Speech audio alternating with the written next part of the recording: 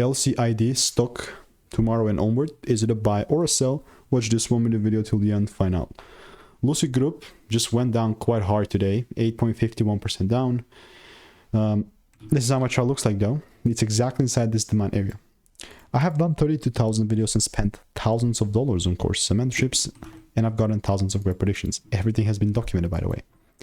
So my previous prediction was a +4R, so that was a win. Here's the proof of that. And now we're inside this demand area. Like I started the video by saying this, but what the hell does this mean? It means that there's another opportunity to get involved in a long as the rules are met and the confirmation is met here. That's how actually important this thing could actually be. This looks very optimistic, I get it, but unless the rules are met, I'm not gonna long. Simple as that. So, if you want to make more money trading in a simple and lean way, click the first link in the description, and I will see you in the next one. Goodbye.